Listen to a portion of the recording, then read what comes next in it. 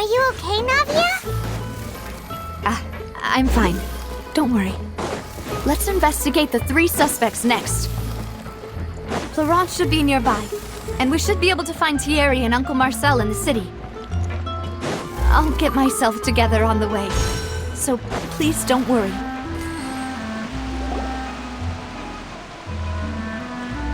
Greetings, boss. How may I be of assistance today? I'm sure you've heard about what happened at the Opera House? Someone got turned into water right in front of us. Yeah, I've heard. With something that dramatic, I'm sure journalists will milk it for all it's worth. And it'll be all the talk for the next several weeks. It also reminded me, on the day that the incident happened with my father, it was raining outside, and we found some clothes left at the scene. After my partner here put the dots together for me, I feel like we should try to reopen his case. Can you do me a favor and try to recall what happened that night? Let me think. Mr. Callis was feeling pretty upbeat that day. So he was drinking and bantering away with us at the table. After that, he told us that he wanted to go get some fresh air. So we let him go without thinking much of it. Who knew that we would hear 2 gunshots ring out right after? My first reaction was that Mr. Callis's life was in danger. So I grabbed my holster and made a mad dash toward the scene. But when I got there, it was already too late. Mr. Callis was standing over a dead body with a gun in his hands. All we could do was look back and forth at each other, not knowing what to say. So you also remember 2 gunshots then? Indeed. The guard said that the first shot didn't hit anyone, while the second killed Jacques. But I've never really bought that explanation. Reason being, Mr. Callis had left his gun on the table. I even made sure to confirm that before running to the scene. But according to the guards, that doesn't mean he couldn't have had other guns on his person. About the clothes left at the scene that you mentioned, do you think there was a 3rd person there who was turned into water?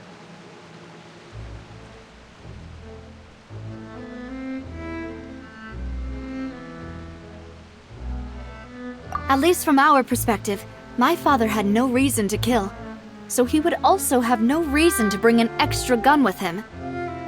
The gun he was holding probably belonged to Jacques, or a 3rd person on the scene.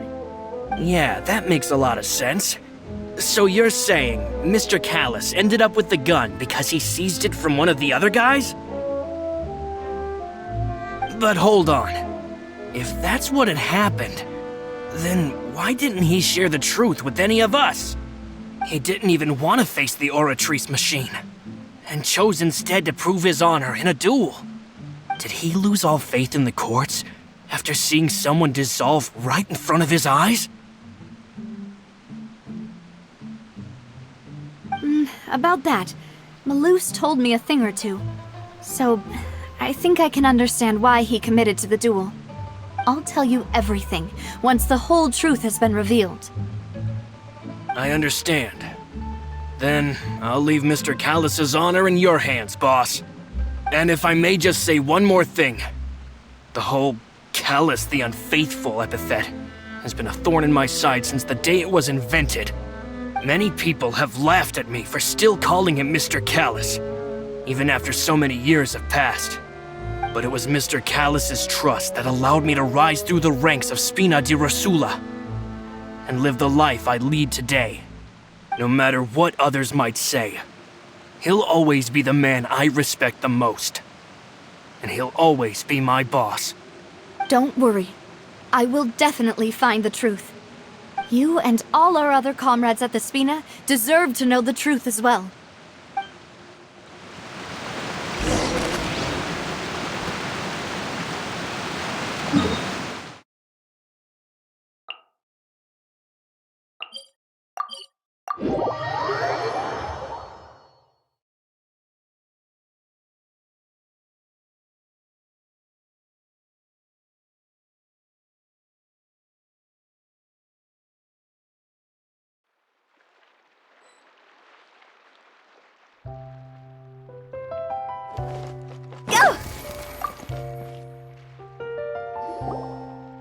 Hey, Thierry, it's me. Oh, now, what brings you here, Miss Navia? I've heard that you made quite the name for yourself at the Opera House. Oh, so you've caught news of that already. Oh, okay. Hey, I'm also a member of the guards, you know. The way you make it sound, people would think I was sent off to Poisson because I had done something wrong. Are you sure there isn't a little bit of truth in that? Under normal circumstances, shouldn't you have been called back to the city already? I mean, where I work is really up to me. Let's just say I enjoy the ambiance of Poisson.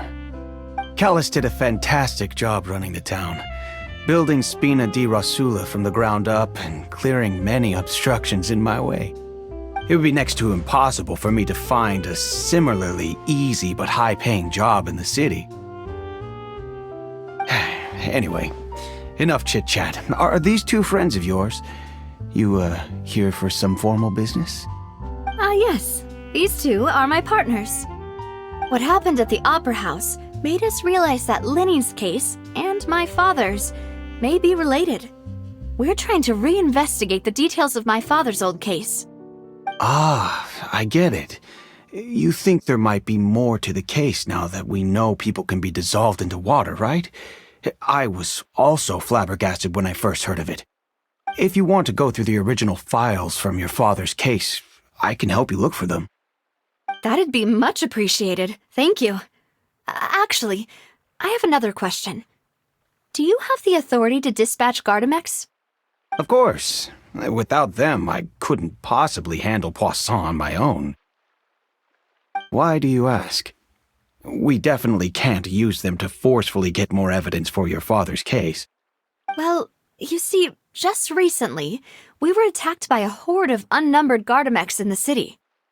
So, if you hypothetically wanted to do something against me, all you would need to do is get rid of the mecha serial numbers and send them after me. Then you think too highly of my abilities. Dispatching mecha is very different from controlling them. If I had to make an analogy, when you order a dish, the chef will make it for you. You can ask the chef to cook, but not to massage your shoulders or carry your baggage. If you try to make unreasonable demands, the chef would just think you're out of your mind and ignore you completely. The same goes for me and my Gardamex. Removing a serial number is also not as easy as you might think. There are a lot of complex steps to it, and it's almost impossible to keep it a secret. So I can promise you, those mecha were definitely private units. They're certainly not cheap, so whoever their owner is must be super rich, powerful, or both. Now that you mention it, though, being in the synth business would definitely be profitable enough to afford this.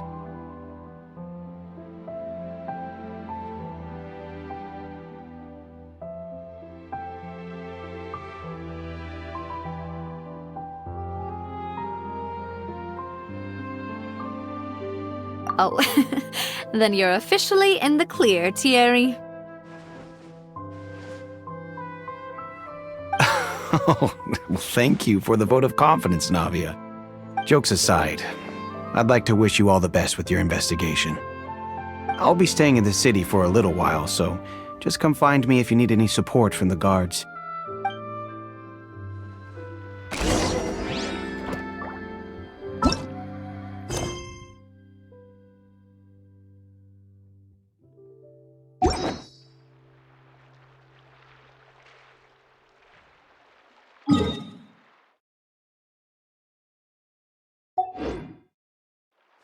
Welcome to Palais Mermonia.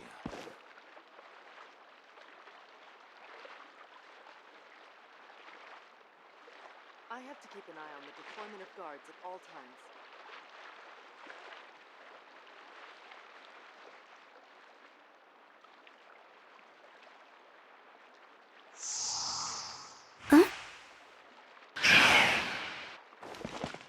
Welcome to Palais.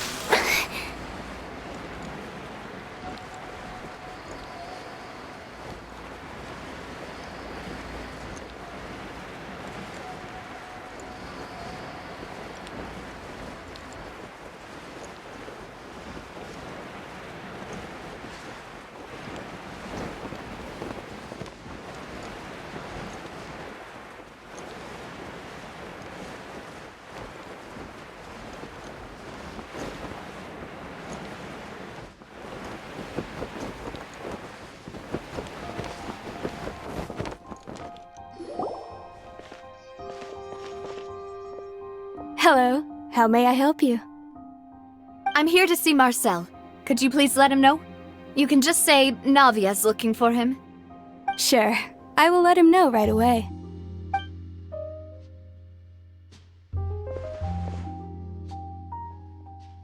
Navia, hello. Sorry to keep you waiting. I'm not as young as I used to be, so my legs are giving out a bit. Oh, it's all right, Uncle Marcel. There's no need to stress. I just wanted to talk to you briefly about what happened in the Opera House.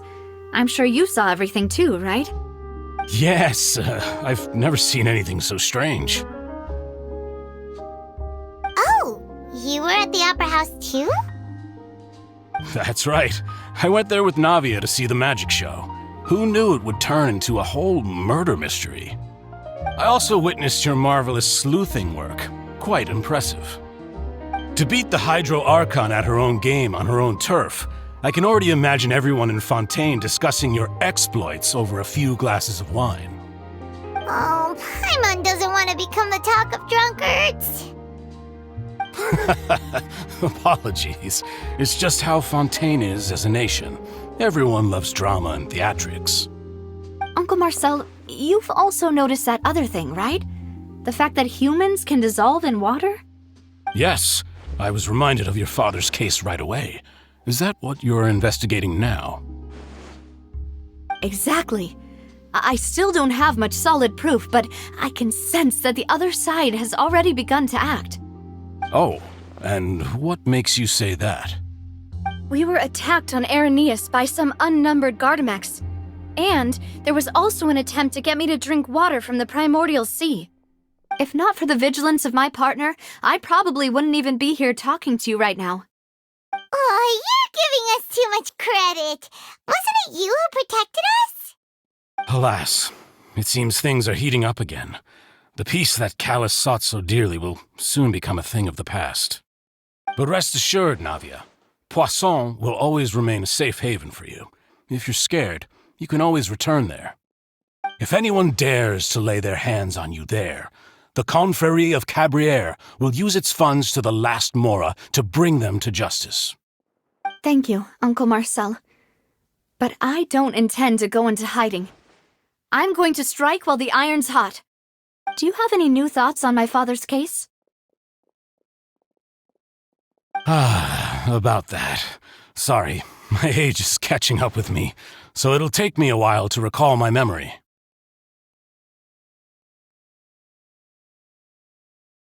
The Confrérie was responsible for that banquet, so I was out and about the whole time making sure things were running smoothly. I didn't even have the time to drink with the guests. Then I heard the sound of a gunshot, and the rest was history. Oh, it's okay. No need to push yourself. We'll ask around some more, see if there are any valuable clues elsewhere. Sounds good. Just let me know if you ever need Mora. All my wealth comes from Callus's patronage and support. I'll spend however much it takes to clear his name.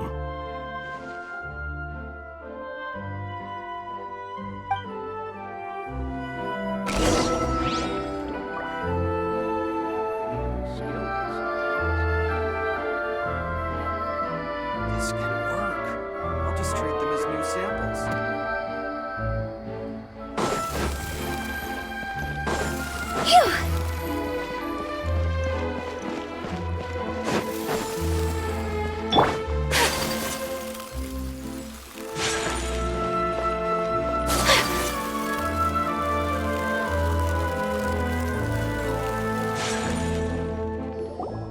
We've talked to all three suspects, purely based on their conversations with me.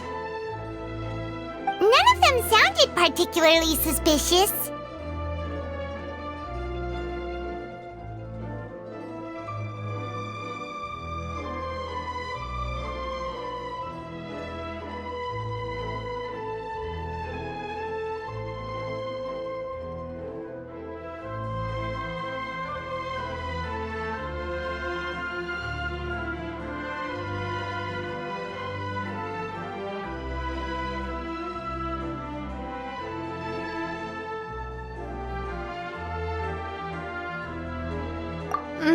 I suppose that's to be expected, though.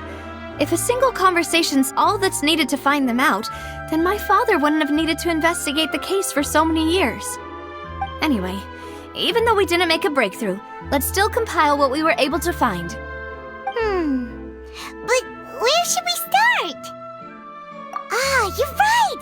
Flora mentioned that Callus probably only ended up at the garden because of circumstance. That makes sense. According to Jacques' family members, he already told them that he had been discovered, and that he had no choice before he left home that day. If I had to guess, he probably received an order from the synth boss to kill my father. Had he refused, he and his family's lives would have been forfeit. So, Jacques fired the first shot?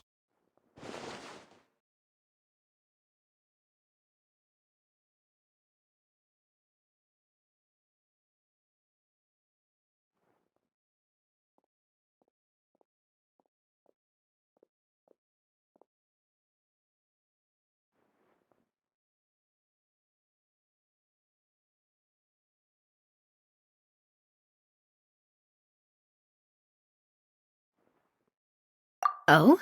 And why is that?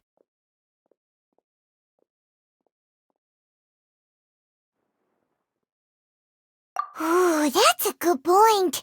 Jacques probably already knew that he was just being used as a tool for murder.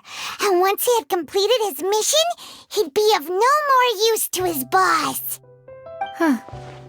So, what would make more sense from his perspective would be to turn his back on the Order and seek protection from my father.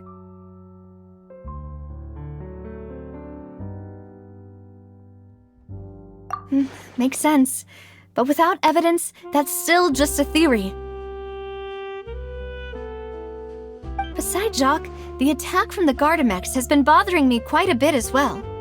It's obvious that our enemy has become more antsy after the secret of the primordial seawater was revealed. Do you think he knew, even then, that we'd follow this lead to the end? Given everything that's happened since, it's quite possible.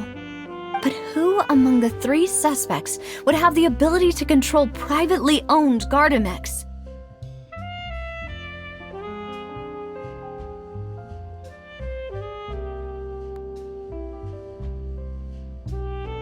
Florent?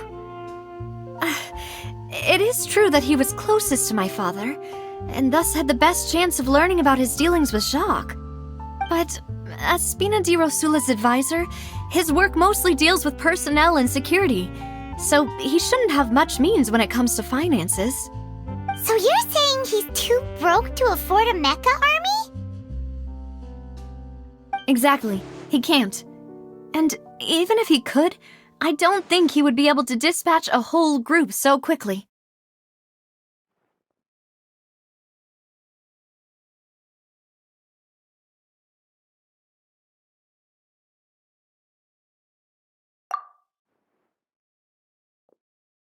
Thierry, you say? It is possible that he's figured out a way to convert the Gardamex for personal use. But I didn't feel like he was lying when he was talking to us about the mecha. I also don't think he'd be able to keep that kind of tampering under wraps. Yeah, had he actually tampered with the mecha, we'd be able to prove it with a simple check of the guard's inventory. If the mecha were taken from the guards, it should be pretty easy to find out when and how that happened.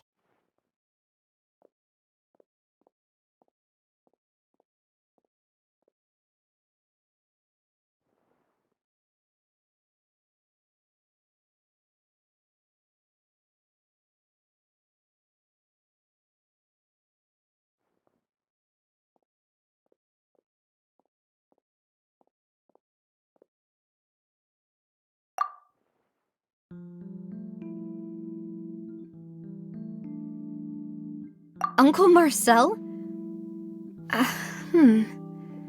My father did really trust him.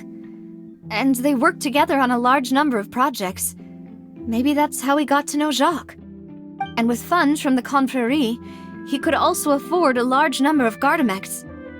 It's still really hard for me to imagine, though, After all, Uncle Marcel has been around since I was just a child.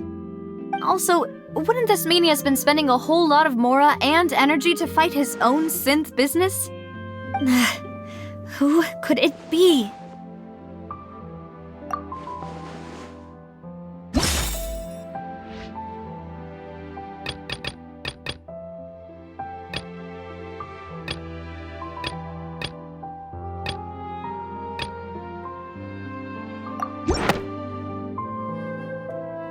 You know, if you think everything through, Uncle Marcel is indeed the most suspicious of them all.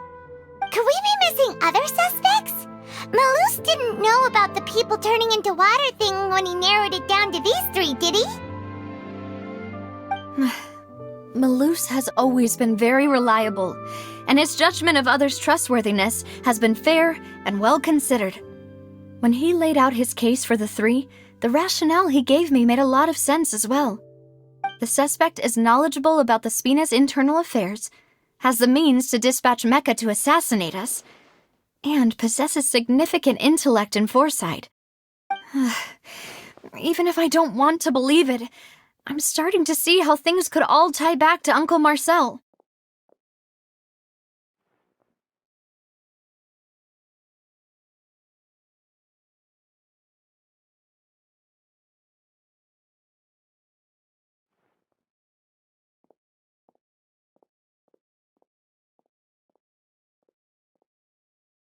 Well, we still have another trump card on top of all the theorizing and speculating.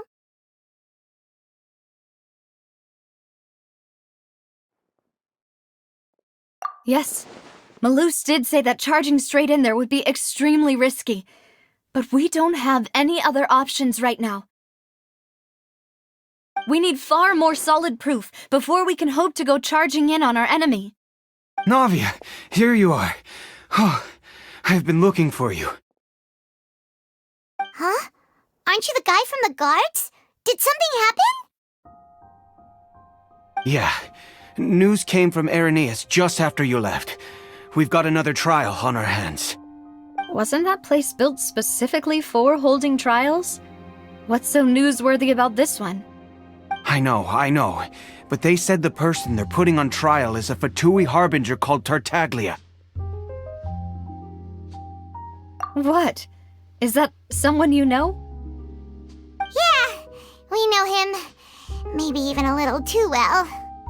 Well, he's been accused of being the true culprit behind the serial disappearances case. It's absurd, don't you think? Wait, how?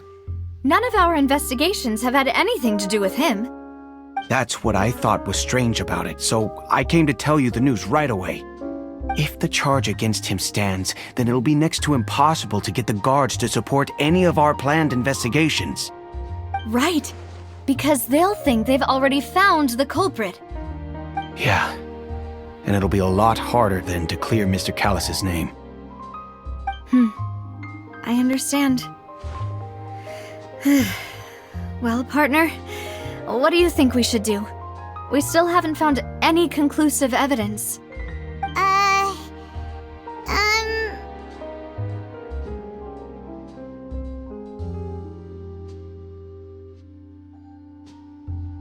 Huh? Split up? What do you mean?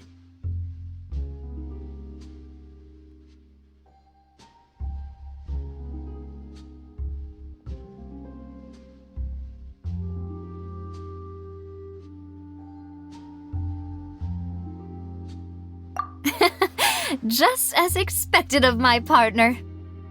Since this is a trial about the serial disappearances case, the culprit's attention will be focused on Irenaeus, leaving his home base wide open. You're right. This is our best opportunity. All right then, let's do this. I'll stall them at the Opera House and charge Marcel as the true culprit. I won't have any chance of making that charge stick, though, unless we find more evidence. It'll be up to you to make it back in time and hand the decisive evidence to me.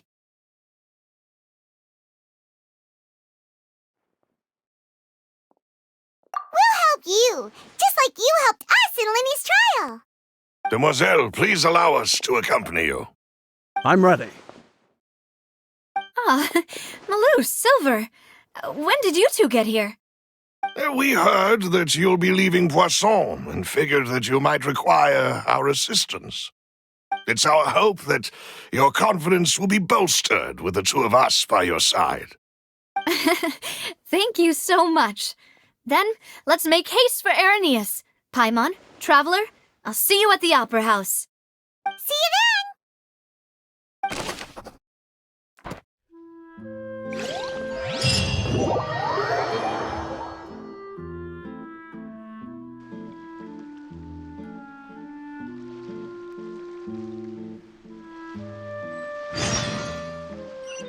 Now that Navia has set out for Arrhenius, we should also get going.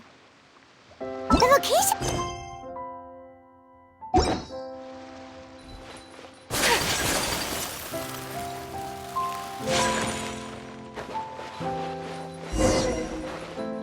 Huh.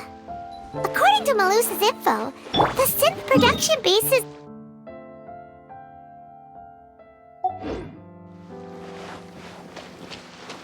Let's go and try to find the entrance.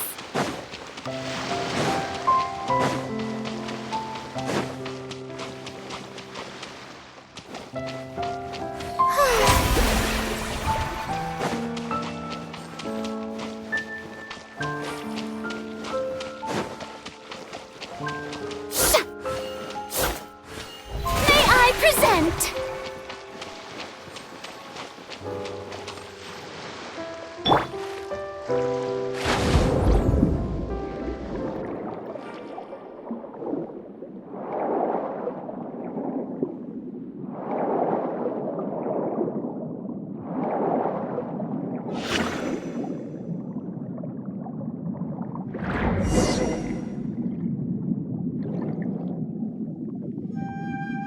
Finally found it! Huh. So this is the entrance that leads to the synth production base. It sure doesn't seem out of the ordinary at all. Ah, you're right. An important place like this is bound to have a ton of protective measures and mechanisms. Navia's probably arguing up a storm right now to stall for us.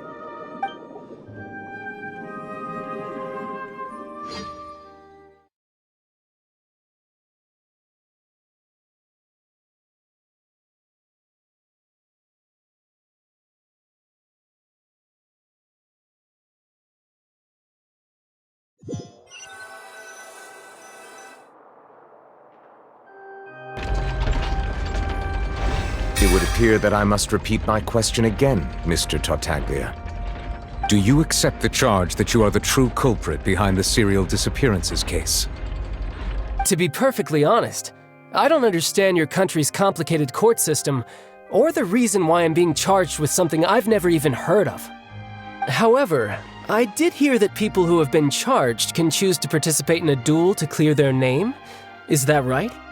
In which case, as long as I accept the charge, I can have an all-out fight with that champion duelist Clorend, right? I've got to admit, that's one of the most enticing offers I've ever received. When I privately sparred with her last time, she was obviously holding back. Real disappointing. Hey! Don't you understand?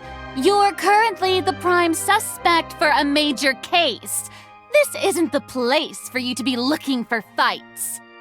Oh? Sounds like the Hydro Archon wants to lecture me on the ways of the Opera House. Then why don't you duel me too? I'm the kind of student that learns best in the heat of battle. No. That's not what I meant. Alas, it would appear that communication with the defendant is going poorly, and we have made very little progress. In that case, let me explain everything from the very beginning again. The goal of this trial is to determine the culprit behind the serial disappearances case. That case had nothing to do with him! You've got the wrong man! Huh? What's going on? Why is she interjecting again? I told you it couldn't be one of the Fatui Harbingers. Miss Navia, this is the second time you've interrupted the court proceedings. I only tolerated your behavior last time because you were able to provide the court with a key eyewitness. But that was an exception rather than standard court protocol. I can very well charge you with contempt of court for your interjections. Oh, please. Did you ever think I had any respect for this place's pointless theatrics? We can put that discussion aside for now. I'm not here to argue with you. I'm here to charge the true culprit behind the serial disappearances case. And if my charges prove true, then Tartaglia here will be proven innocent by default, correct? Oh, a young lady has charged in and offered to clear my name. How fascinating. Well, I'd gotten half bored to death by all these rules and procedures anyway, so I'll take you up on that offer. So, Your Honor, is there nothing else for me to do now? You may take a seat for now in the audience, but that doesn't mean the suspicions against you have been lifted. Now then, Miss Navia, who is the person you would like to charge instead? That person is...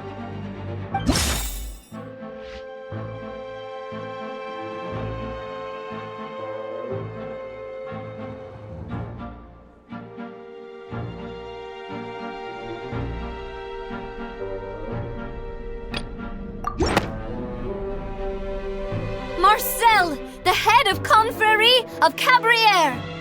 Huh? What confrérie? Never heard of them in my life. I've heard of them, but weren't they Spina di Rosula's sister organization? Oh, is this going to be a friends to enemies type situation? Please let me remind you, Miss Navia, that charging someone is an incredibly serious matter. Committing to the charge also means taking on the legal responsibilities associated with it. And if the charge fails, depending on the circumstances, you may also be charged with the crime of making a false accusation. Knowing this, do you still wish to charge this man? Yes, I do. In that case, I declare the charge to be valid. Miss Navia and attorneys, please take your places on the court. Members of the guards, please contact Mr. Marcel right away so that he may stand trial.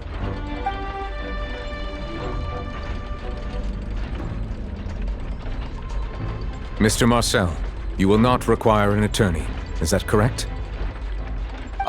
Apologies. It all just happened so quickly. I still haven't figured out what's going on. I think an attorney won't be necessary. This is probably just a misunderstanding between me and Navia. Very well.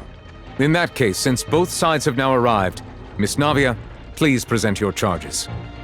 I would like to take everyone back to 3 years ago, to the case of Callus the Unfaithful.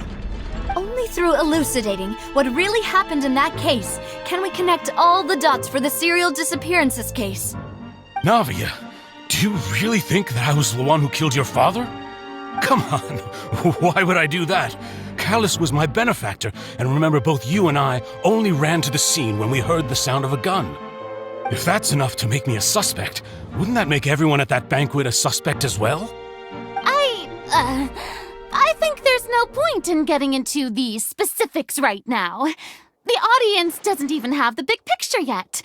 Even I'm struggling to remember some details of that case. Exactly correct, Your Honor. I must refresh everyone's memory about that case before I can explain my charge and reasoning. I see. In which case, I will recount the findings about that case as originally recorded by Maison Gardiennage.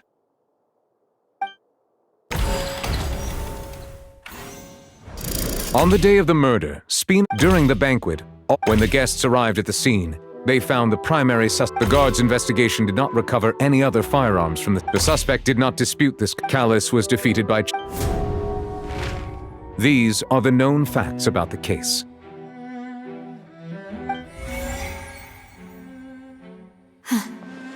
The one with the motive to kill was Jacques, not my father. And even so, Jacques still had no reason to pull the trigger. In truth, the third person shot Jacques first, and was shot in turn by my father when my father seized the gun from him. After that, the true culprit turned the third person into water, erasing all traces of him from the scene. Thank you for the summary, Your Honor. Of course, the guard's conclusion appeared quite sensible to us at the time. However, we should revisit the case now that we've gained new information about the abilities of water from the primordial sea.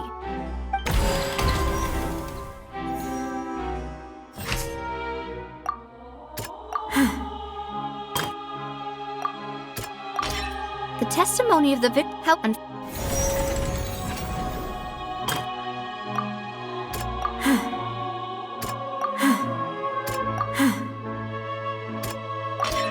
A pile of clothes, but now, since this assassin. Realizing this, the true culprit caused the hired assassin to dissolve into water, leading.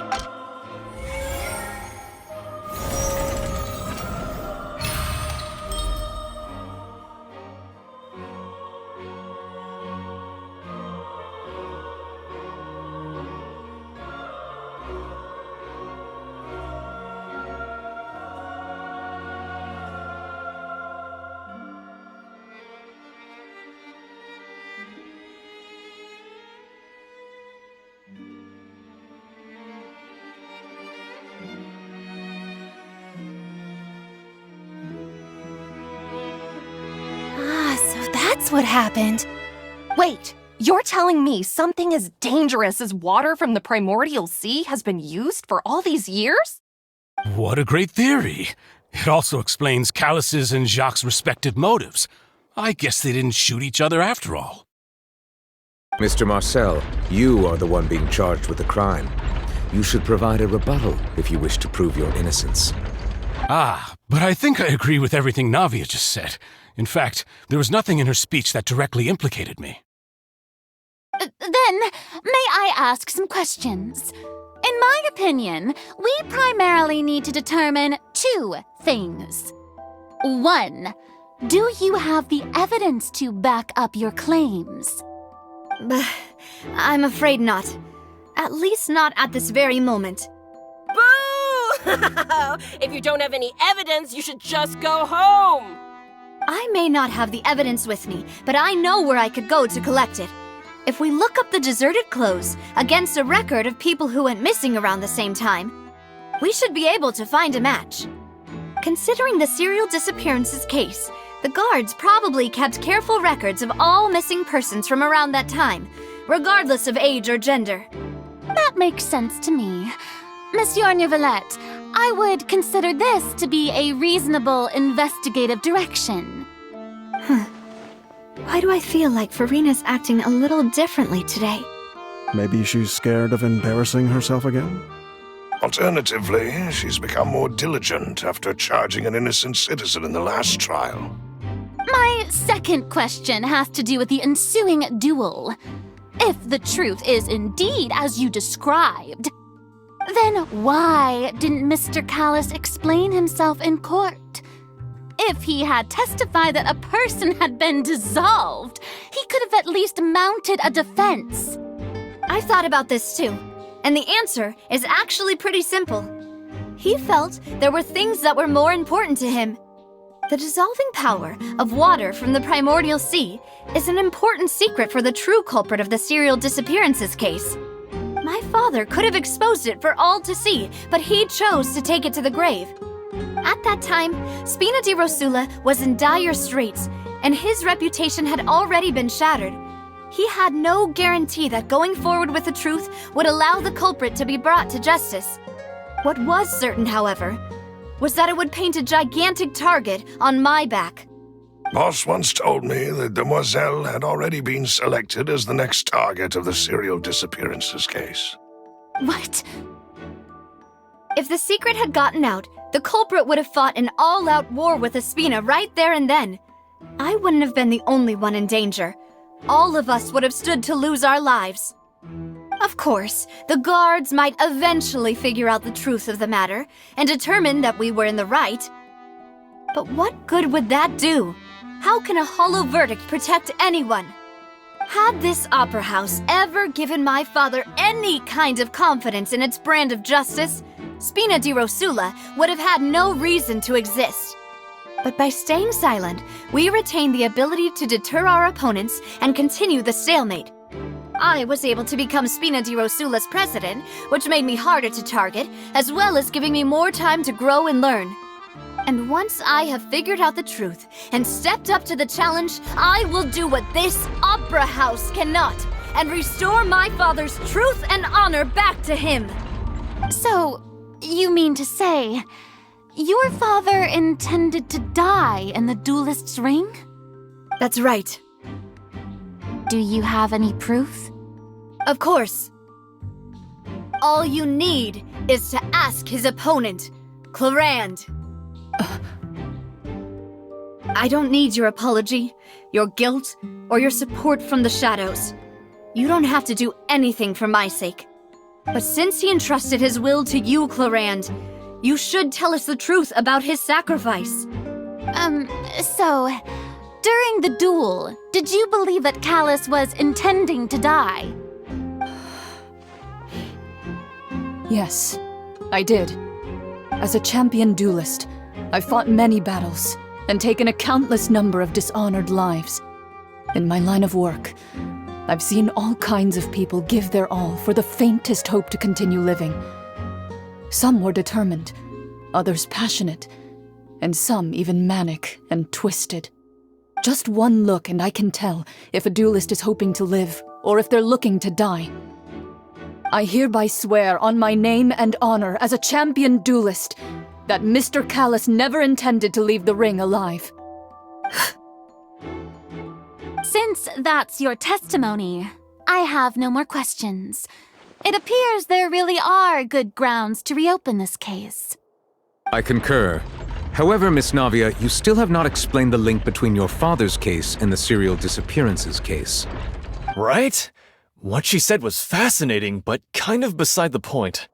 Wait, weren't they just talking about the serial disappearances case? Of course, Your Honor. The two cases are connected via a matter of timing.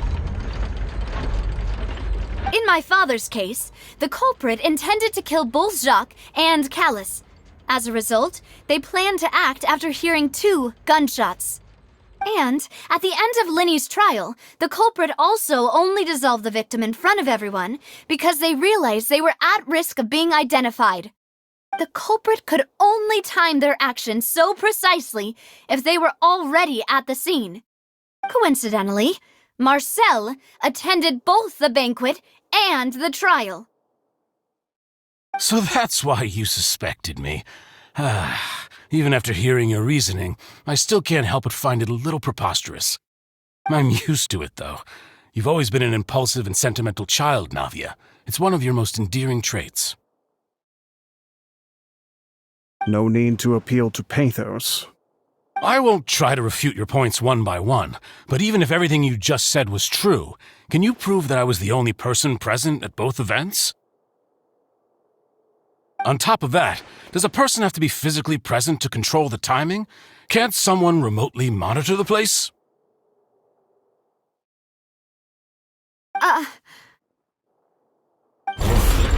Know what she can say to that. I know that even with that, you might still think you can reduce the list of suspects with some further investigations until I'm the only one left on the list. Alas, who won't feel at least a little hurt by an accusation of murder from a girl you see as your own daughter? But if I were to dismiss this completely, you'd also think I'm not being considerate of your feelings. Ah well, let Uncle Marcel teach you another lesson. Do you know what the biggest flaw in your reasoning is? I suppose you're gonna tell me anyways. It's timing again. I'm a businessman by trade. From that standpoint, there's no reason for me to kidnap young women. It's a high-risk action with nothing to gain. In addition, I left my home in Snezhnaya when I was young to come to Poisson and work in some trade. My business only thrived when I received Callus's patronage. But the disappearances began before I ever stepped foot in Fontaine. I do apologize, demoiselle. This was my mistake. No, it's not your fault.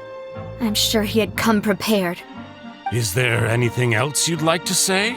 Would you like to check the date of my first business license against the first known case of the serial disappearances? You can also take a look at my border entry records, or ask my friends and family when I left Snezhnaya for the first time. Could those records and testimonies do something to appease the unspeakable anguish in your heart? Seems like she got the wrong guy. At this rate, Navia will be convicted for falsely accusing him. I think you've done a superb job of dissecting your father's feelings as he neared the end of his life. But aren't you going against all of his wishes and expectations right now? He wished for you to become more rational, collected, and conscientious, instead of dwelling only on your own feelings. Once you've learned to be more considerate of others' feelings and to stop rushing headlong into things, you'd have met most of his expectations.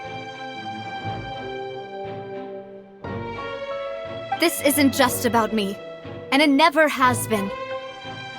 The biggest difference between me and the rest of the victims is that I still have the ability to search for the truth, while that same agency has long been taken from them.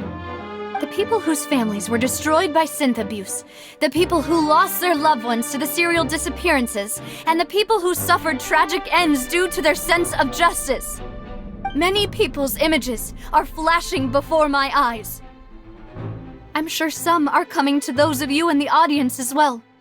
And whose image do you see, Marcel? Is it a man named Vacher?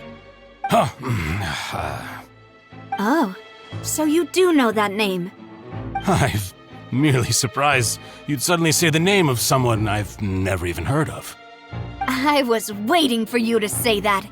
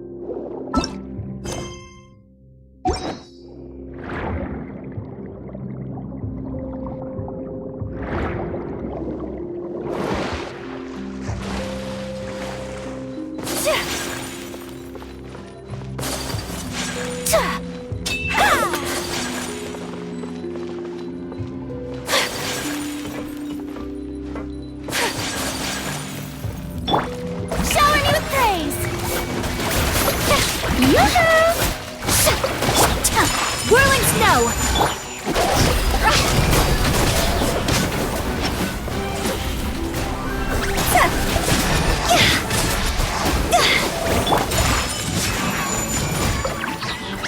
Sakura swirl!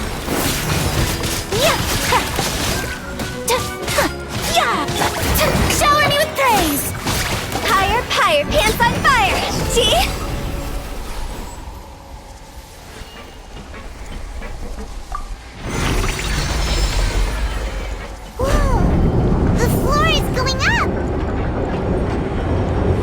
Is it because of this mechanism in the middle? That guy really prepared a lot of stuff for this place.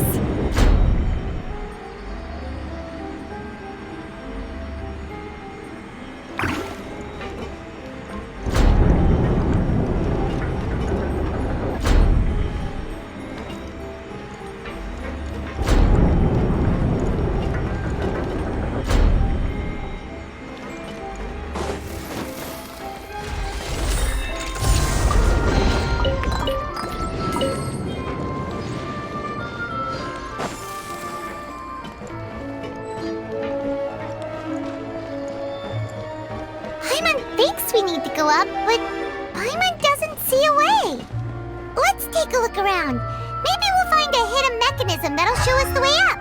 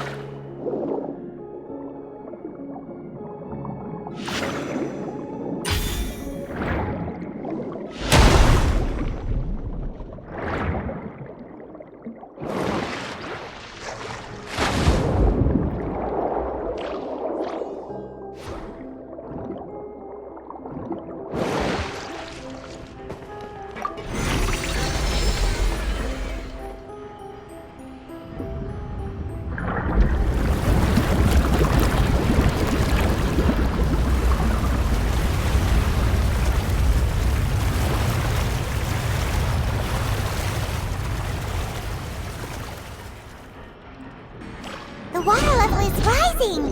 Now we can swim to the top. But this is still a ways away from where we need to go.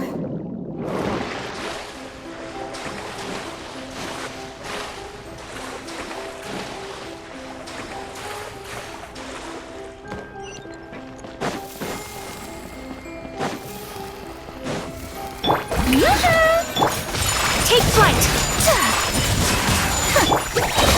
I'll settle this.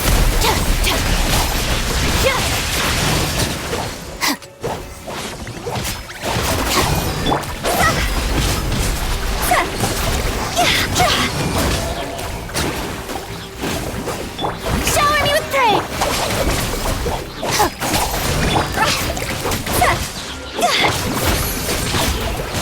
Let the world collide!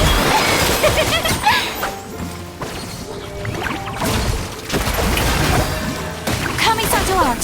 Soretsu! Whirling snow! My apologies!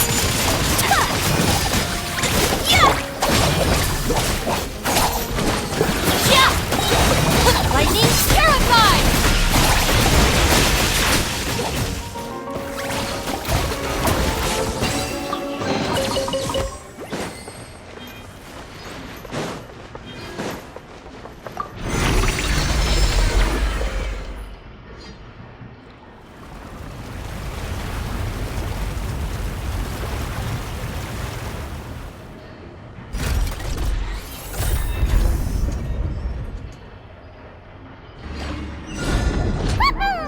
Now the path is clear! Let's go!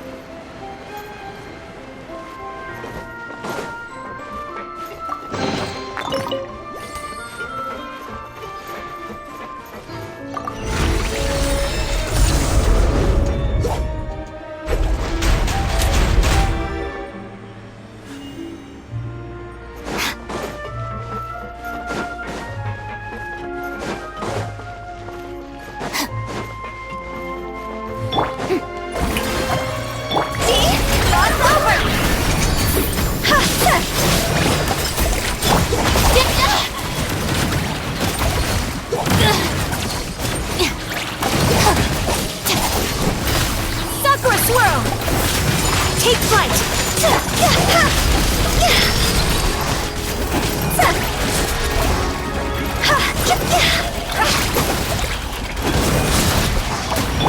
Yoo-hoo!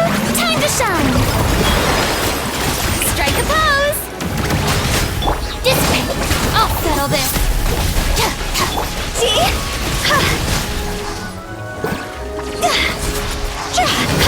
Time to go!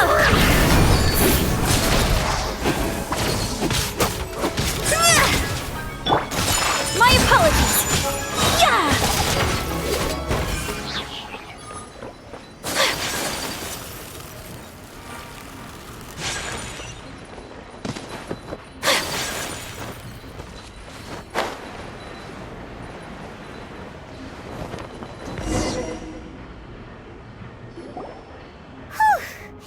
After all that, we finally made it to the innermost sanctum.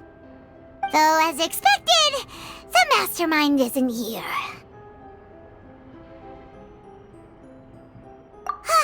That's right. Then let's hurry up and find some evidence so we can get back to the Opera House and help Navia.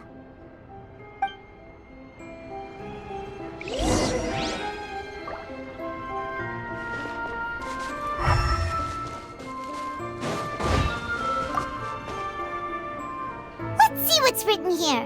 Nothing escapes Detective Paimon's eyes. Callus. Navia's father.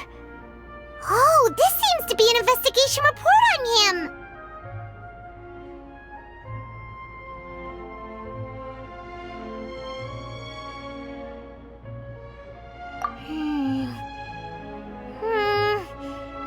Yep, it's about finding someone to assassinate Jacques and Callus because of a lack of confidence that Jacques himself would go through with it.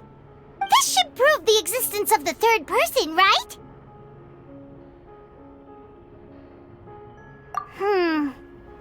We still have not determined the exact content of the key information Callus has passed on to certain members of his organization. The old dog's a real menace to deal with. Even if he abides by the promise he's made to us, he will still have the upper hand. He can act whenever he wants to make our lives miserable.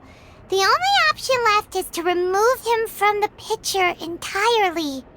I concur. Let's send someone to kill him. He won't declare war as long as we don't touch Navia. Oh, seems like we've got a bunch of correspondence between the higher-ups. They're all just so evil.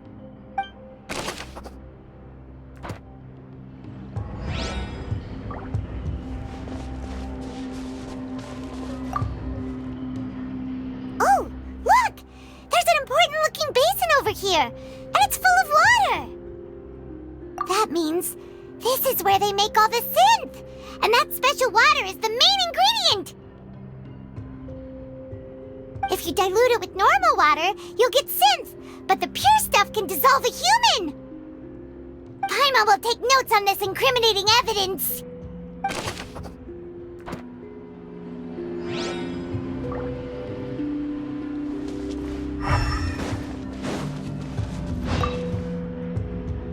What's all this? Aw, it's a bunch of really cute things. Pink accessories, a hair tie, a necklace, even a makeup box.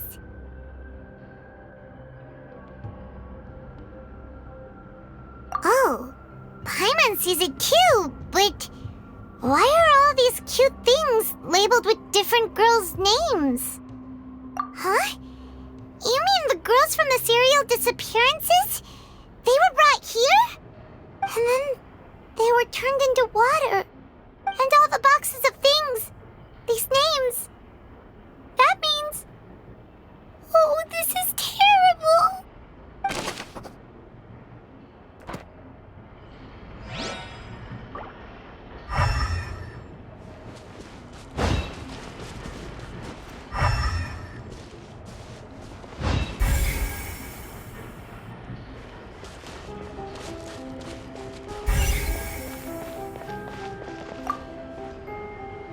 What's this over here?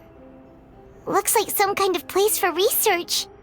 Experiment number 16 aims to verify Jacob Ingold's research conclusions on the primordial sea and use his theory as a foundation to achieve a breakthrough. The experiment was a failure. No individual managed to resurface from the water from the primordial sea. Female specimens 22, 23, and 24 were dissolved.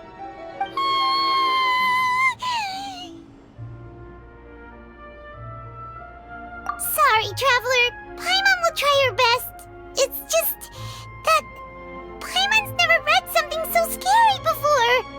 How can someone write something that terrible in such a matter-of-fact tone? You read the rest. Paimon's too scared to keep going. So that's why he did all of these experiments. Wait, did he really think he'd be able to find a way just by dissolving people over and over? That's just insane!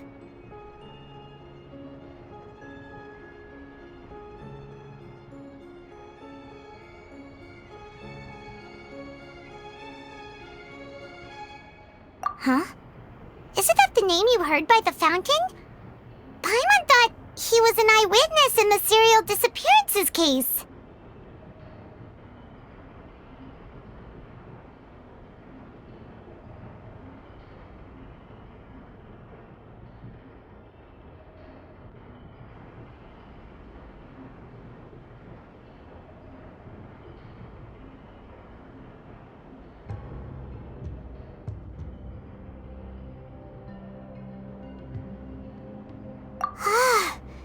You mean Vache is the one who did all of these...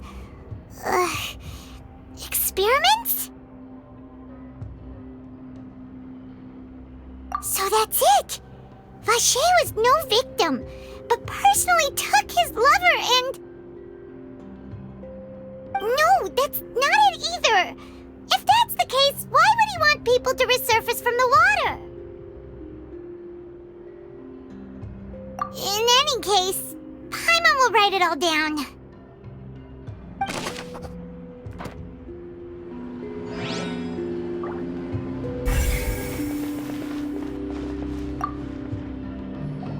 Whoa! There's so much synth here! And so many bottles of ingredients that probably just contain the waters of the primordial sea. Mixing in progress, ready to drink, stock sample? Huh. They've also got all the synth pretty clearly labeled. Whoa, there's even fruit-flavored synth?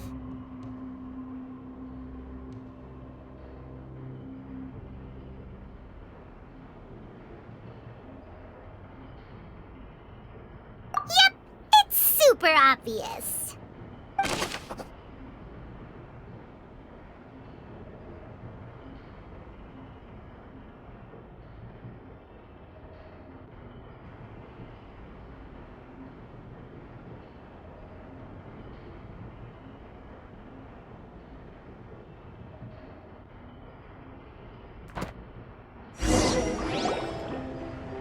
We've looked at almost everything here, and it seems like our theories were spot on, but...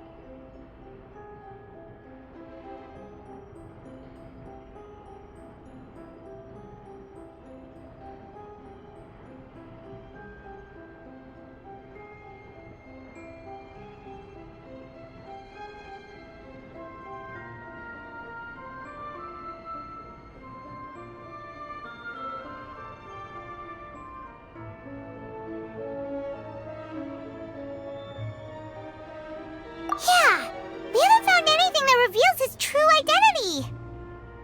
No wonder even Neuvillette wasn't able to find anything. Whoever it is probably destroyed everything to do with that name a long time ago. That way, even if we bring all this back to the opera, we won't be able to identify the true culprit.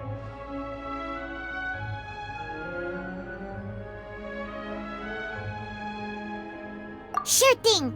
Paimon won't admit defeat to this guy either.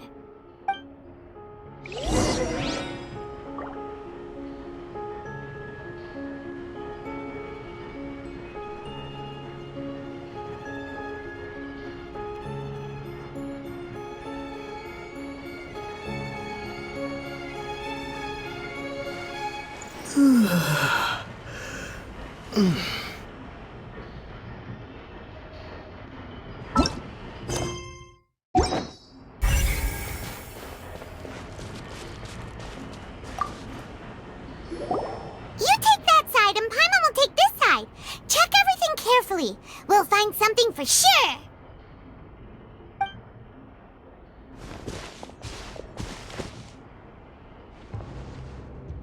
Ugh, nothing at all. And Paimon can't even find snacks either. Whoa, really? Let Paimon see. Vinier. Isn't that Vache's lover's name? Then you found her diary. Let's see. Aw, it's just a normal diary chronicling their love story. She was so sweet, too. Oh, Paimon feels even worse for her now.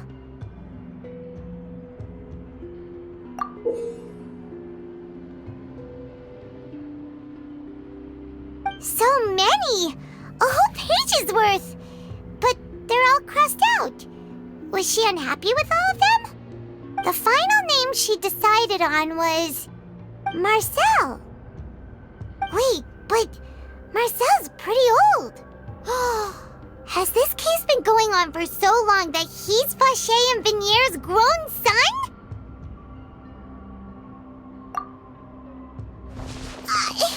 Hey! Paimon still hasn't figured it out yet.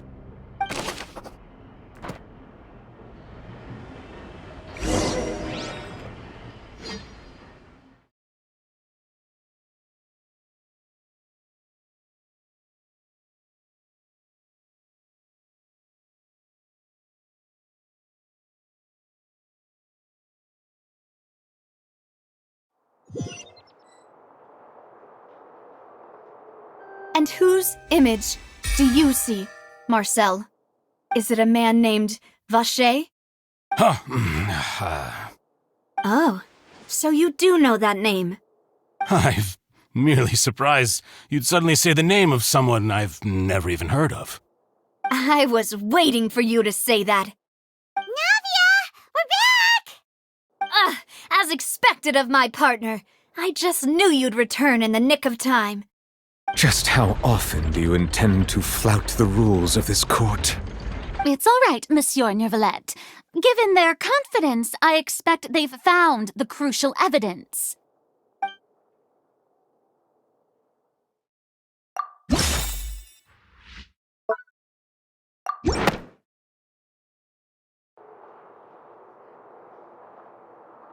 But the truth of it, Marcel, is that you've always been Vacher. Huh? We've investigated your lair and we already know everything! After your lover, Vignier, was dissolved, you kept abducting young women to experiment on the hopes of bringing her back to you! You even created Marcel as a new identity and destroyed all records of your past as Vacher! So that's it. Even the villains in opera performances rarely go that far. And with that, Marcel's motive has now been established. This information regarding your past also dismantles your prior timing defense. Well, Marcel, do you know where you went wrong? You fixated your gaze on the lover that passed away, instead of paying attention to the living people around you. So, you never noticed how each... You also never understood Boss's real expectations for his daughter. Or our determination to see things through. Your determination. Mr. Marcel, please speak up now if you would like to defend yourself. Otherwise, the trial will move on to the next stage. Do you really think I wanted to do any of this? Pay attention to you? What for? Have you ever paid attention to me? Ever empathized with my pain? Ever known how it feels to watch the love of your life dissolve right in front of your eyes? No one helped me. No one even believed me. All those decades ago, even the officers from the Maison Gardiennage were laughing at me. They said there's no way a human being can turn into water. So I must have gone mad from grief. Vignier's death was brushed away by all of you as if it didn't matter at all. Well, now you know, don't you? Ha! Well, it's too late now. All those who were dissolved are gone forever. You only have yourselves to blame. You set up this ornate opera house in pursuit of your so-called justice, your beloved drama, while turning a blind eye to the suffering of the people. Vignier is dead. We promised each other that we would always be together. Wherever she goes, I will follow. But I'm not from this blasted place, so I can't be dissolved, no matter what I do. Hey, is that water from the primordial sea that he's drinking? I can't dissolve! Can't dissolve! Can't dissolve! Do you all see? I can't go! I can't follow! So if I can't go where she is, what choice do I have but to try to bring her back? I did all of that, and in the end, that accursed Callus still got the better of me. I spent my entire life living on pins and needles, only to get stabbed by his idiot daughter at the very end. The suspect is exhibiting signs of mental distress. Guards, please restrain him. Don't touch me! Don't anybody come near me! I still need to save Vignier. A promise. We made a promise. Vignier. Vignier! Please, Vignier, don't think badly of me. All I want to do is fulfill our promise. At this point, the verdict of this trial is clear. With Mr. Marcel's conviction, the charges against Mr. Tartaglia no longer have any basis. Fine by me. I was in a bad mood, but after a show like that, I'm actually feeling pretty good. Traveler, please submit all the evidence you have collected to the guards, so that I might review and summarize the truth behind the serial disappearances case. The man now known as Marcel was originally named Vacher and worked as an adventurer with his partner and lover Vignier. During an underwater expedition, Vignier accidentally came into contact with water from the primordial sea and was dissolved in front of Vacher as a result. Vacher learned of the primordial water's existence through the work of others and began to kidnap young women for research, with the goal of discovering a method to restore Vignier back to life. To cover his tracks, he invented the new alias of Marcel and began to operate a business in Poisson. During the course of his research, Vacher discovered that a diluted concoction of water from the primordial sea can induce feelings of euphoria, and began to manufacture and market synth. However, as he accumulated wealth to fund his continued research and expanded the scope, he came into conflict with Spina di Rosula. After exchanging blows with Spina di Rosula for many years, Vacher decided to assassinate their president Chalice at a banquet. Although the assassination did not go as Vacher expected, he was able to turn Chalice into the murder suspect by dissolving the assassin he sent to the scene. And just recently, Vacher attempted to frame Linny as the culprit of the serial disappearances case, using a similar method. However, his attempt to frame Linny failed, and the power of water from the primordial sea became public knowledge. This case also exposed enough of Vacher's machinations that he was eventually successfully charged in court. Thus concludes the enigmatic history of the serial disappearances case, with the truth revealed to all.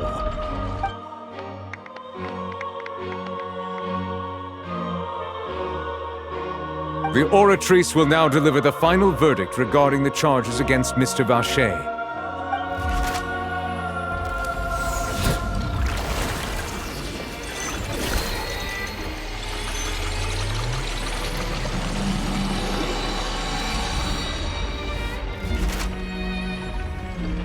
According to the judgment of the Oratrice Mécanique d'Analyse Cardinale, Mr. Vacher is guilty.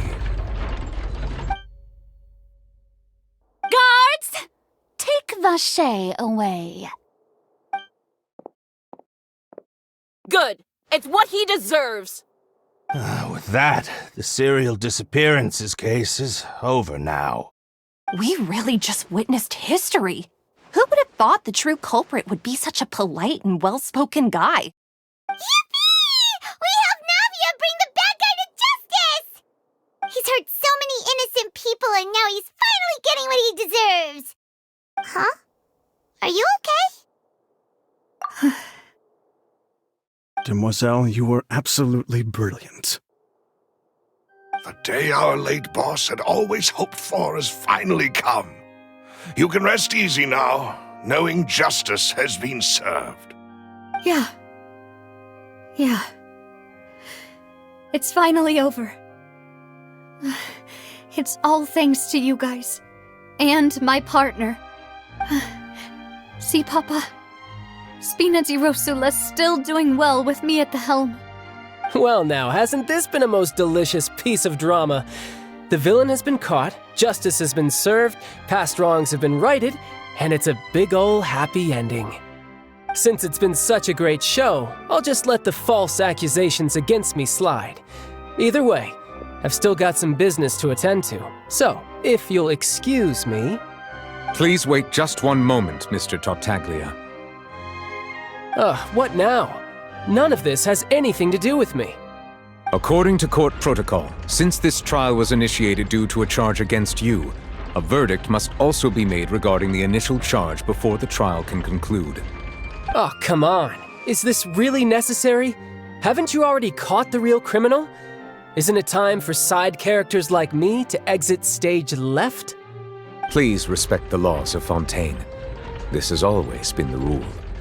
All right, but this sure is a lot of hassle. All I need to do is stand over there, right? Let's just get this over with. Through evidence presented in the public trial that was just held, it has been established that Mr. Tartaglia has no direct connection to the serial disappearances case.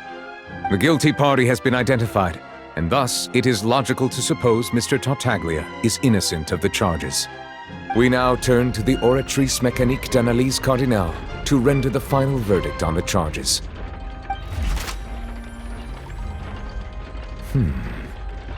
According to the judgment of the Oratrice Mécanique d'Analyse Cardinale, Mr. Tartaglia is guilty.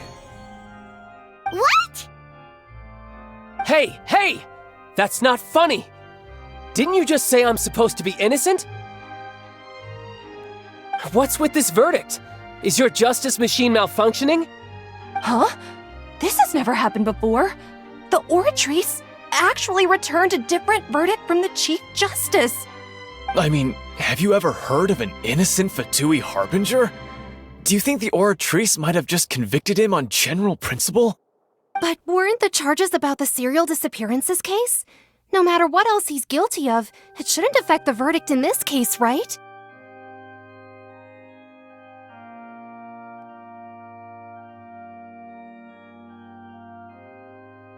The judgment of the Oratrice Mécanique d'Analyse Cardinale is, by law, the final verdict of the court. We must accept the guilty verdict.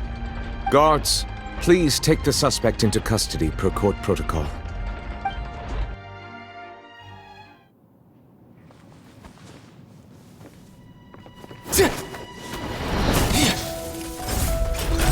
So this is how justice is done in Fontaine. What a joke. You've got your rules. Well, I've got mine too!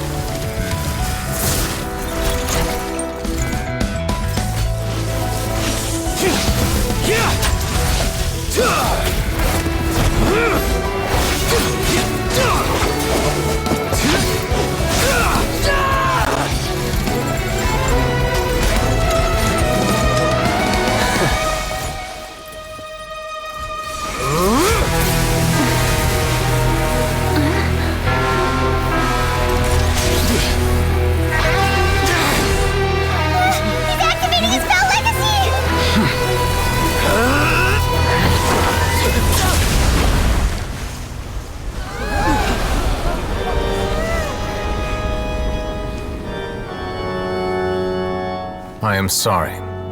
If you have been wronged, we will find the truth. But the rules of the court must be upheld.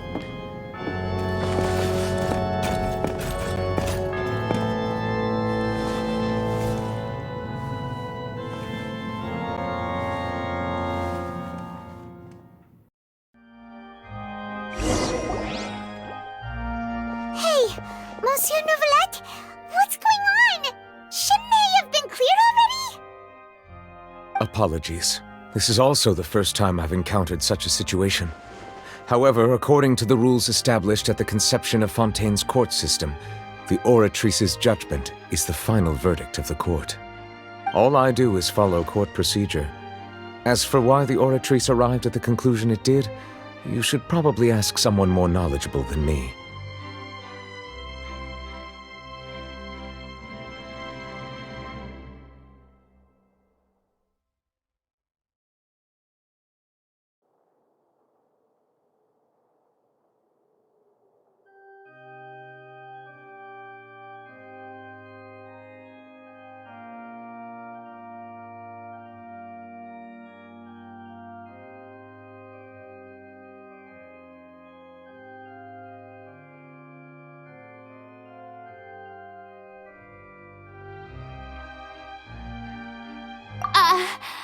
Why are you looking at me? I had nothing to do with it!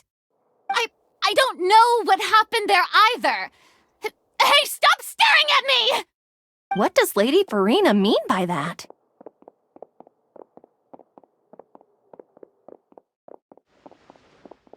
She says she has no idea either? But that's impossible. Didn't she create the Oratrice herself? Yeah, so are the verdicts reliable or not? Can results like this really be called justice?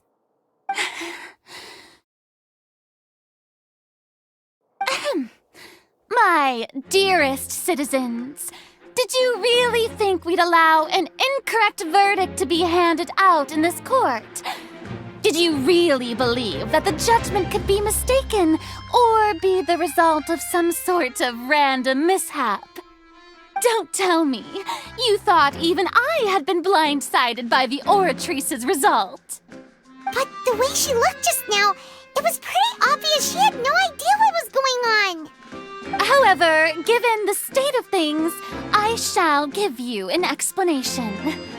Everything that just took place, including my supposed shock and bafflement, was a part of an elaborate performance, with every action meant to stir up drama and excitement.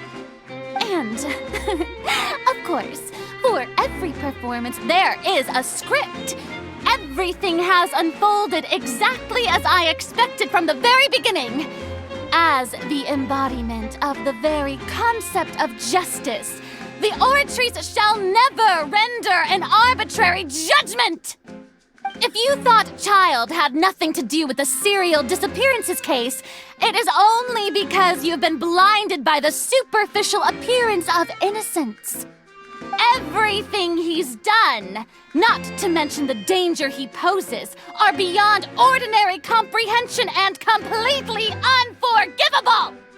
All shall be revealed in time. You will come to understand my noble intentions, as well as the absolute correctness of the oratrice's verdict.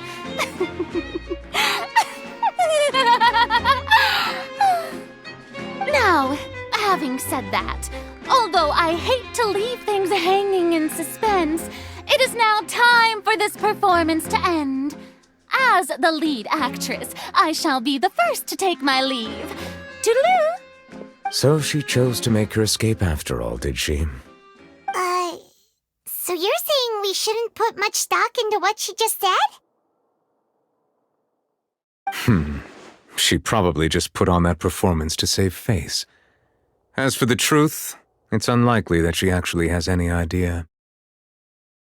However, please be assured that I will continue to investigate this case in a personal capacity. Just as I promised, if the judgment has been incorrect, we will do our utmost to clear his name. All right. Even though we feel pretty badly for him, we'll take your word for it for now. After all, he's done plenty of bad stuff, so he should have known he'd go to prison someday, right?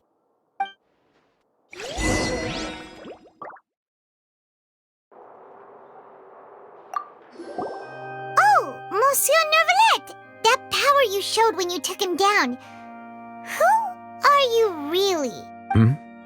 I'm the Chief Justice of Fontaine, of course. If officers of the law lack the strength and capability to enforce it, then it makes a mockery of justice.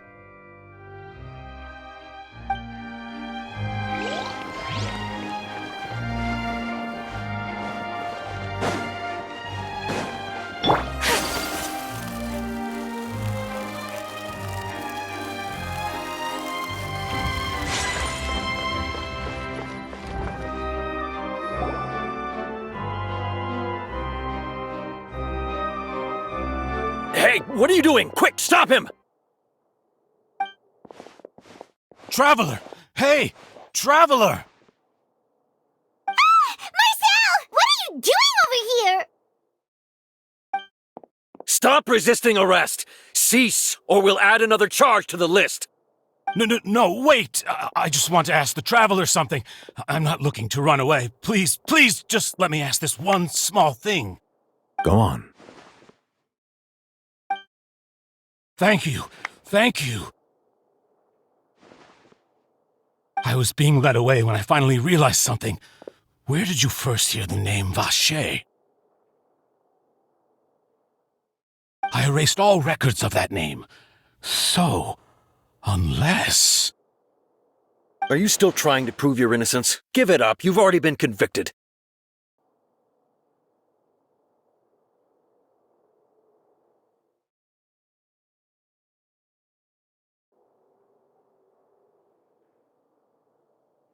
Really? You did? You're sure? You met her? But how could that be? How did you manage to do it? The Fountain of Lucine? Then she's been so close to me all along. And I just never... Please give me a chance to talk to her again. Just let the Traveler take me to the fountain to see her one last time. This is the last request I'll ever make in my life. You can do whatever you want to me afterwards. I don't care. What? Give an inch and you want to take a mile? Do you think serial killers get to make requests like that? Paimon agrees. Why should we give him what he wants when he's only done a ton of super terrible things? This request, is it worth as much to you as your life? Of course! Wait, no. It's worth even more than my life. Humans. Will they betray the instinct to live just to satisfy spiritual needs? Very well. I will grant your request. Your Honor, I fear that... I will go with him. You do not need to worry about any escape. In that case, I shall leave him in your most capable hands, Chief Justice. Thank you, Your Honor.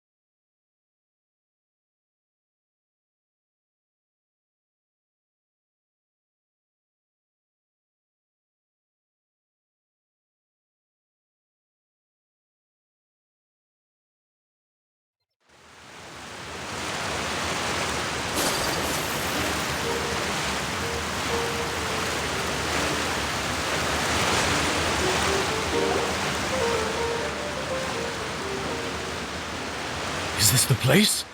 You said she's here, but what do I need to do to see her?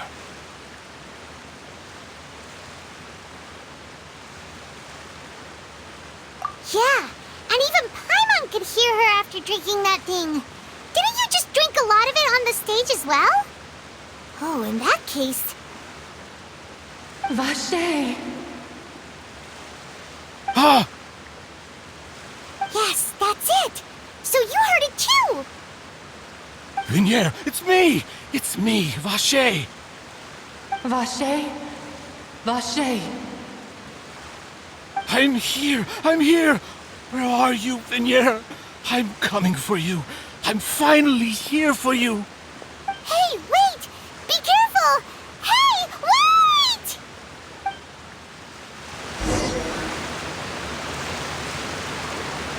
Vignier, is that you?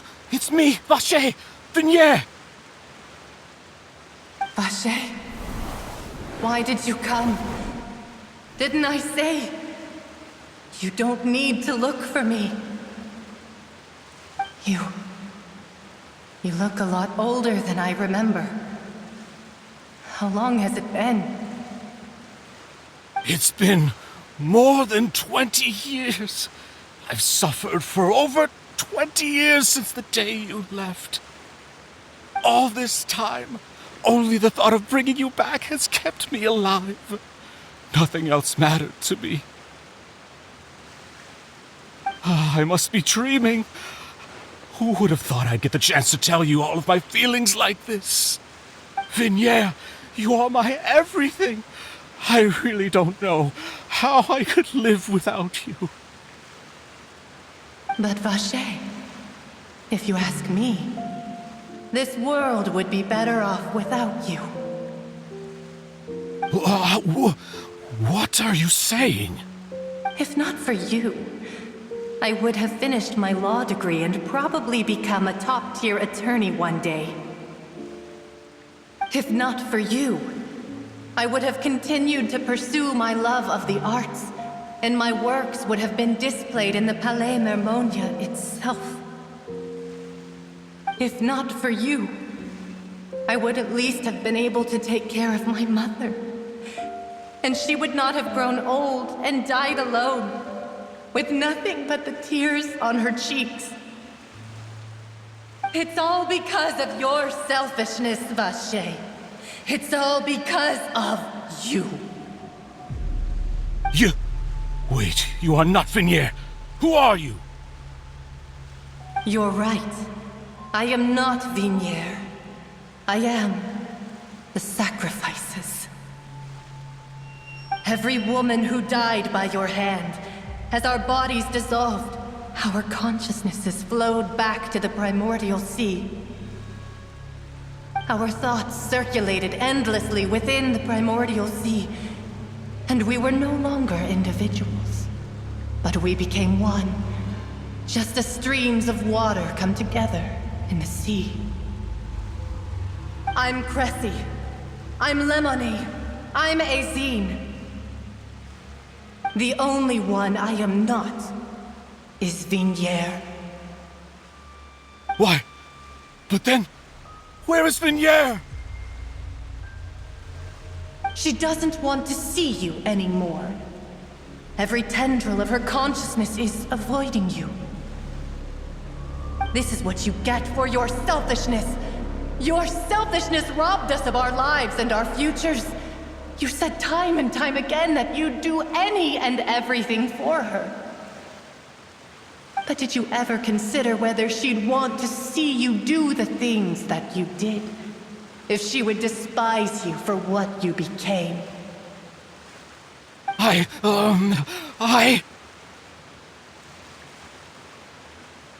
You are a liar, a heartless murderer, and a cowardly narcissist. The only thing you are not is Vignier's beloved. From the moment your first victim died and her consciousness merged with Vignier's, she has had nothing but pure hatred for you.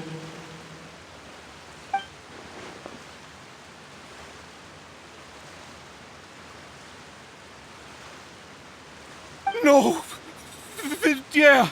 She can't hate me. Let me see her, please. Have mercy. You still don't understand. When I said don't look for me, that came from the real Vignier. She really doesn't want to see you anymore. But on top of that, she also said that because it's her final drop of pity for you. She said that because she knew that if you did come here, we will show no mercy to you. Vache. Vache? Vache. Vache! Vache. Vache! Drown.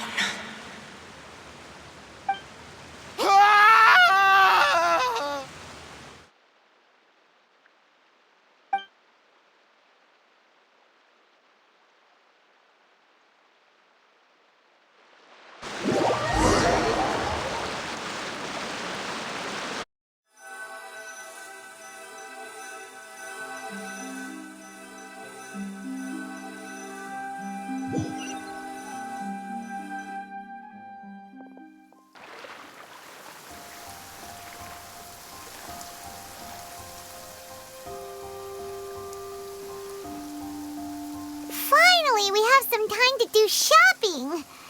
Gosh, it's really been a long time since we've been able to relax. Well met, partner. I knew something great was going to happen when I woke up in such a good mood today.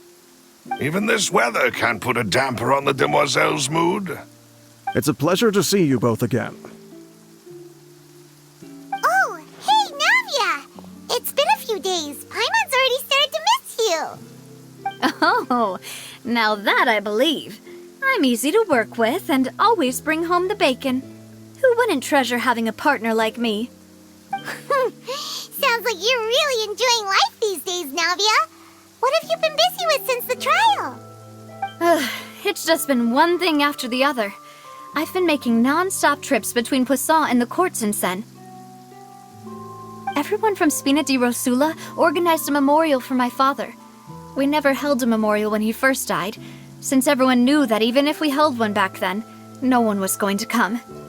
This time, though, everyone in Poisson, and even many people from the court, all attended. So his name's definitely been cleared now. That's what we like to hear. It's been the dearest wish of Demoiselle all along. That blasted stubborn fool.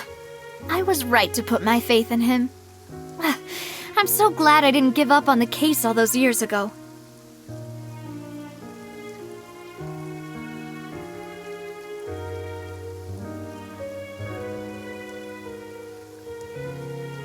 Oh, by the way, I ran into Charlotte just after I left the memorial service.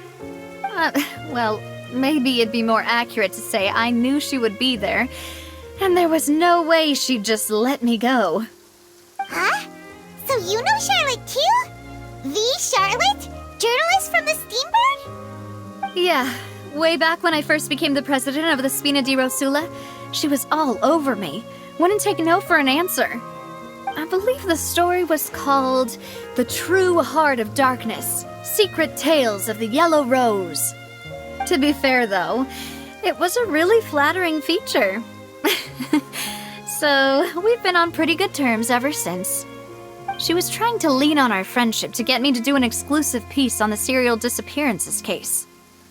Oh yeah, she told us about that. She's always been super interested in that case, so now her wish has finally come true too! Anyway, I told her to make sure that when she writes about you guys entering the opera house with the critical evidence, that you both sound really cool. Now that's another thing to look forward to. We trust Charlotte's skills with a pen for sure. Oh, and in other news, I also took Clarande out for a meal. Oh, are you two on better terms now? While you were investigating Vacher's headquarters, Clarande gave testimony on my father's behalf. It was thanks to her that we were able to turn the tide. I wanted to thank her. I mean, there's also no point in being awkward all the time, so we took the chance to reconcile with each other. Oh, that's great! Paimon also thought Clarande wasn't actually a bad person. It's always good to have more friends. Anyway, now that the case has finally been solved, perhaps it will slowly begin to fade from the public consciousness. Oh, actually, there's still one last thing I need to do. What is it? I should pay a visit to my father's grave and tell him the truth of what happened, as well as how it all ended. And on top of that, just how much people still look up to him to this day. That includes me, too. Miss Navia. Indeed.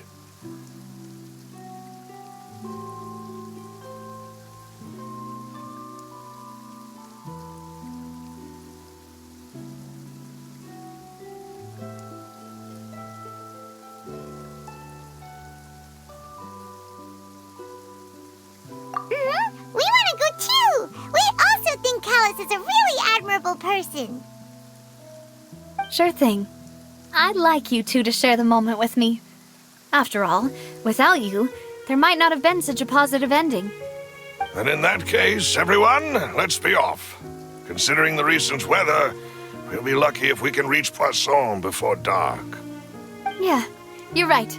It's been raining non-stop for a few days now.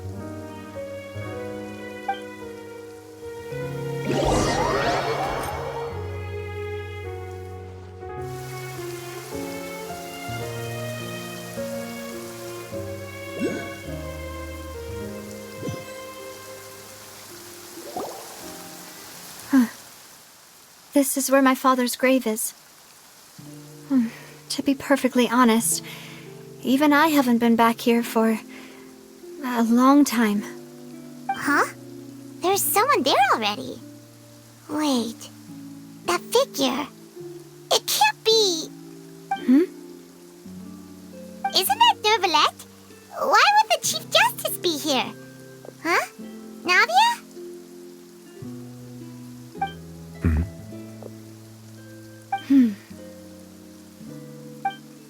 My apologies. I should have asked before coming to pay my respects. Don't say that. Sorry about that. Oh, I was trying to say there's no need for you to apologize. I wanted to show my father how much I've grown, but still, I doubt I've grown to the point that even the Chief Justice would feel compelled to apologize to me over and over. In that case, I will stop apologizing for now. You really could use some pointers on understanding human emotions, Monsieur Neuvillette. In any case, why did you come to Poisson? Well, ever since that day, I've been turning a question over and over in my head. Just what is justice anyway? There was once a time when I didn't want to believe that there could be anything more important to humans than life itself. Oh, rather than that, it's probably more truthful to say I didn't believe humans were capable of resisting the most basic instinct of living things. That they could rebel against their own nature, or consider certain things to be more important than their own lives. Which is also why I didn't stop your father from beginning that fateful duel.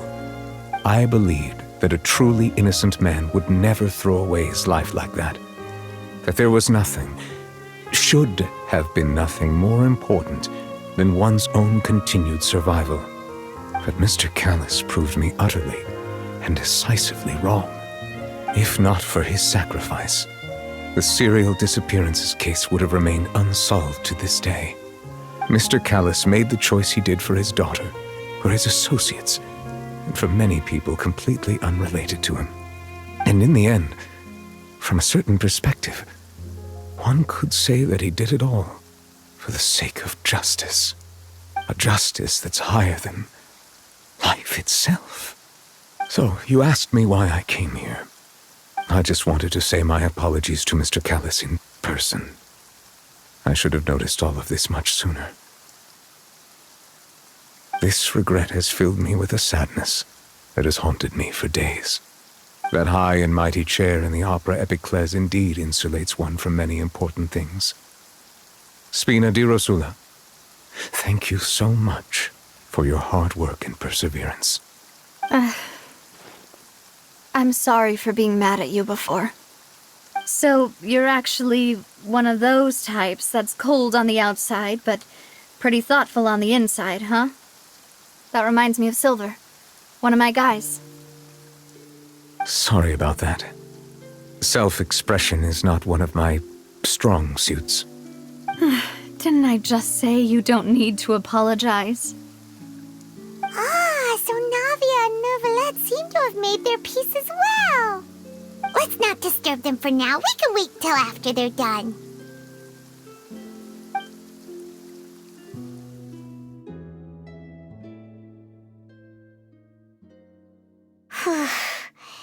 Paimon's never paid respects at someone's grave before.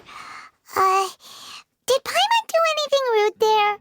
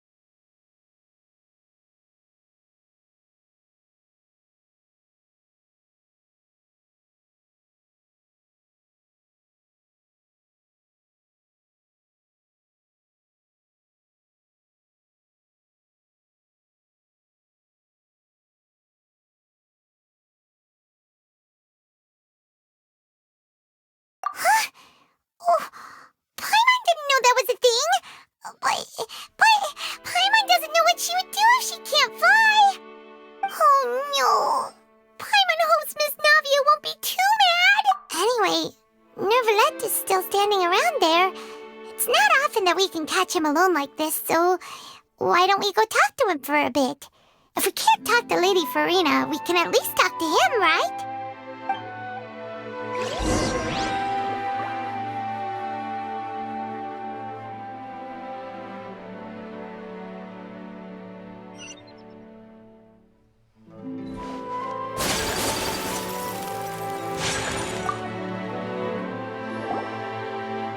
Oh, it's you two. Did Miss Navia invite you to come pay your respects to her father? Mm-hmm. We ran into Navia on the streets today, so we just followed her here. I see. Then is there something that I can help you with? Well, it's pretty hard to run into you like this, since you're usually super busy. So we figured we could try to ask you a few questions, if that's okay. Please feel free. Though outsiders, you helped us solve one of the greatest mysteries in Fontaine, and it would be my pleasure to return the favor.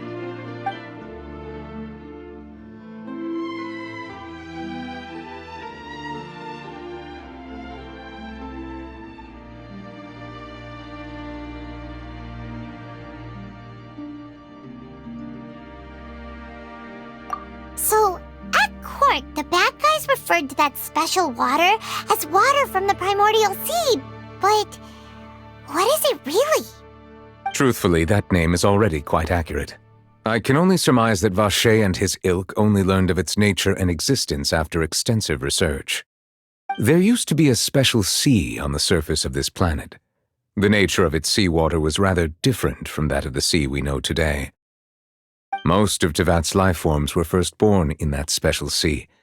You could say it nurtured much of the life on this planet. Huh. So it really was where everything began. It makes sense to call it primordial then. But today, the primordial sea no longer exists on the planet's surface. What Vacher discovered must have been some kind of special case, or a remnant from a truly ancient age. Huh. So that's how it is. Oh, you really know everything, Monsieur Neuvillette.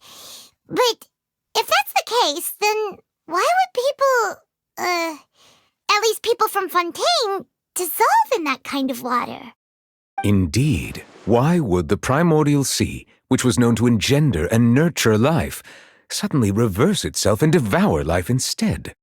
To be frank, that also doesn't match my understanding of this world and its laws. There must still be some unknown secrets around the people of this land. Is there anything else you'd like to ask me about?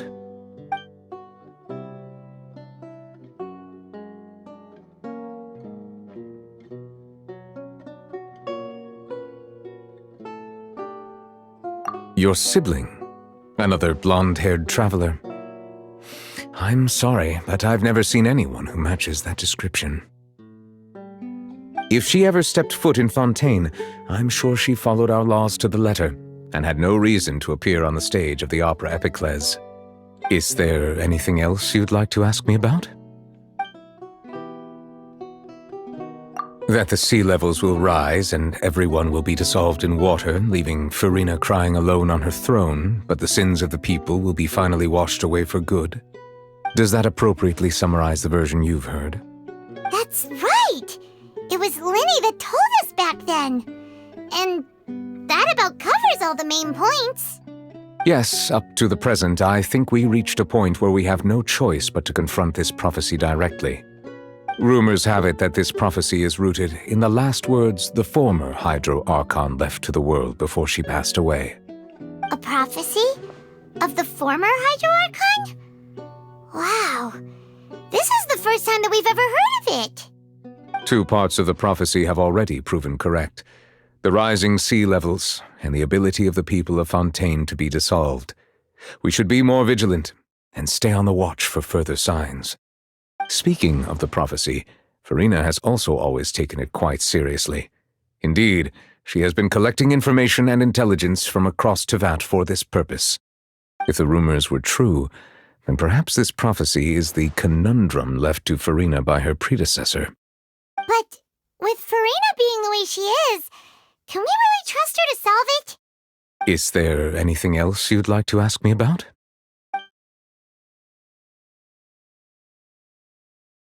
My apologies. My investigation has still not reached its conclusion.